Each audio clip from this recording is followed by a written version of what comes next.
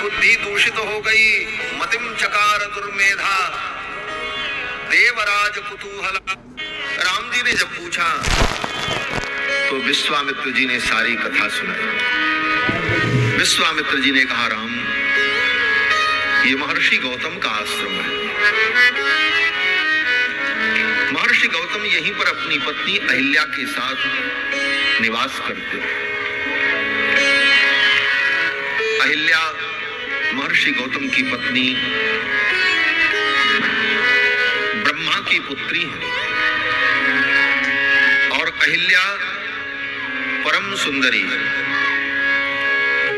अहिल्या के सौंदर्य को देखकर देवराज इंद्र चाहते थे कि ये मुझे प्राप्त हो जाए। अन्य देवता भी चाहते थे कि ब्रह्मा जी इस अहिल्या को मुझे दे दें, लेकिन ब्रह्मा जी ने एक शर्त रख दी। ब्रह्मा जी ने सोचा अहिल्या तो उसे प्राप्त हो जो संयमी पुरुष हो और तपस्वी हो। तो ब्रह्मा जी ने यह शर्त रखी कि जो व्यक्ति संपूर्ण पृथ्वी की परिक्रमा करके आएगा उसे मैं अहिल्या का दान करूंगा। जो पहले पृथ्वी की परिक्रमा करके आ जाएगा उसको मैं अहिल्या का दान करूंगा।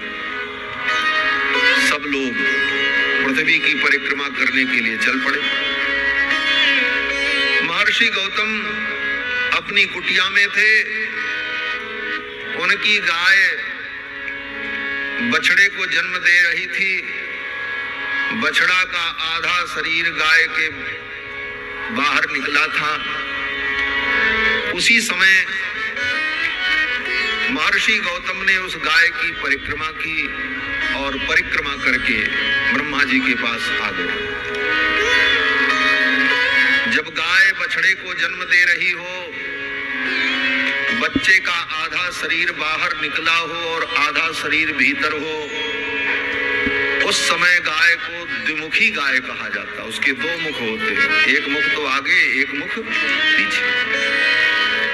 ऐसी द्विमुखी गाय जो होती है वो पृथ्वी का स्वरूप है, भूदेवी का स्वरूप मानी जाती है।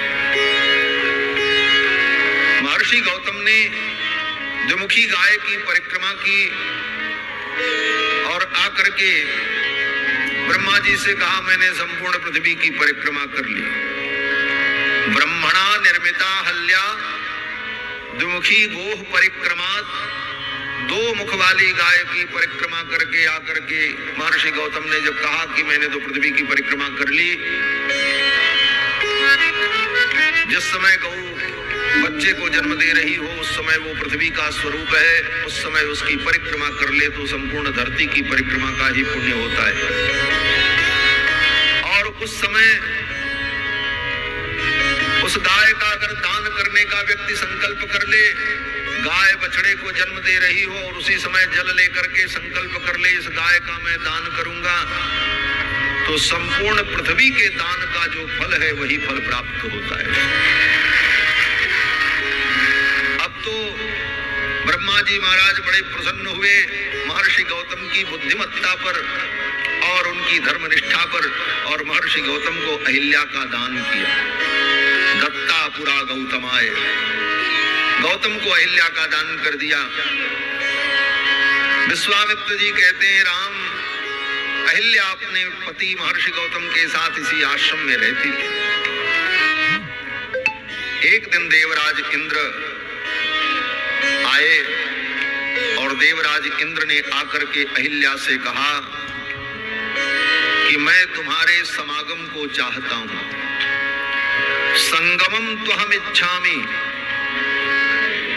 संगमम त्वहम इच्छामि त्वया सह सुमध्यमे।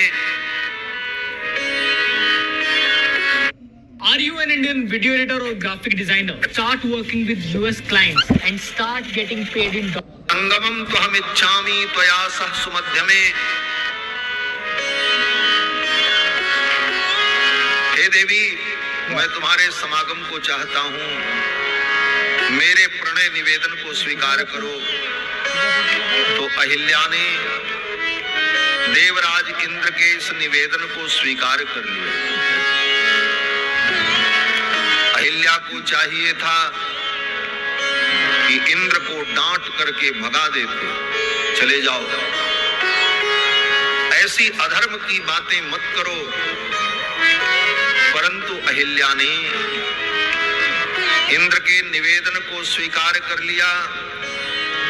महर्षि वाल्मीकि लिखते हैं कि मतिम चकार दुर्मेधा देवराज कुतूहलात्।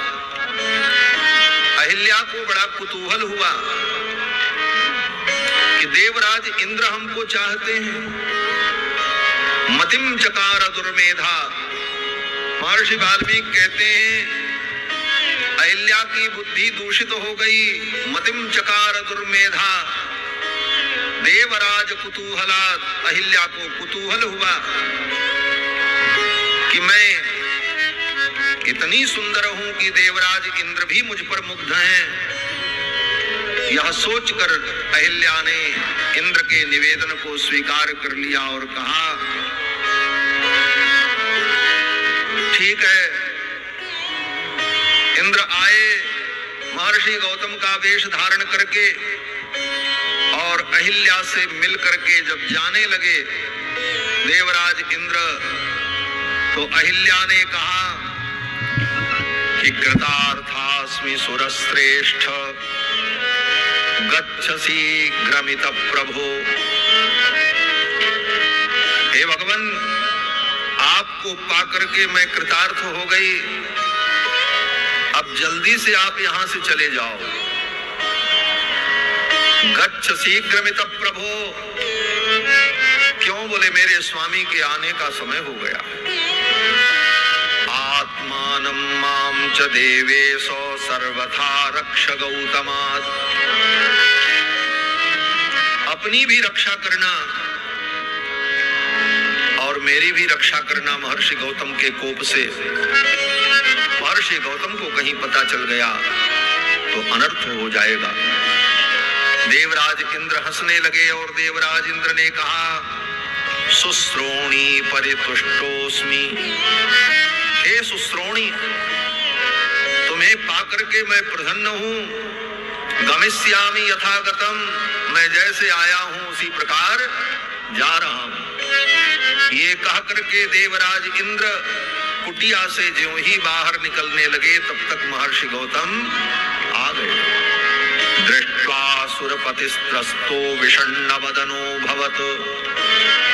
महर्षि गौतम को देखते ही देवराज इंद्र का चेहरा सूख गया, मुख की कांति नष्ट हो गई। भय से देवराज इंद्र कांपने लगे। महर्षि गौतम का ही वेश धारण करके देवराज इंद्र आए थे। महर्षि गौतम को समझने में देर नहीं लगी और महर्षि गौतम ने कहा मम रूपम समास्थाय कृतमानसि दुर्मते।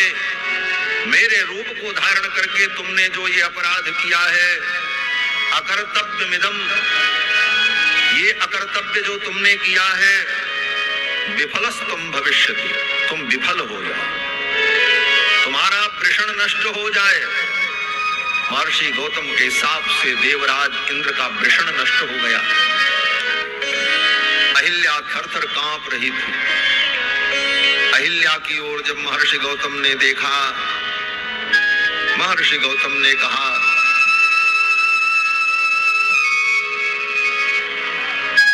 तूने जो अपराध किया है, इस अपराध का प्रायश्चित करने के लिए तुझे हजारों वर्षों तक यहीं इसी आश्रम में रह करके दुख भोगना पड़ेगा। किस प्रकार से? महर्षि गौतम ने कहा बात भक्षा निराहारा तप्यंती भस्मशायिनी। वायु पीकर भूमि पर पड़ी पड़ी निराहार रहकर अदृश्या सर्वभूतानाम, तुम किसी को नहीं दिखाई पड़ोगी। क्या आपकी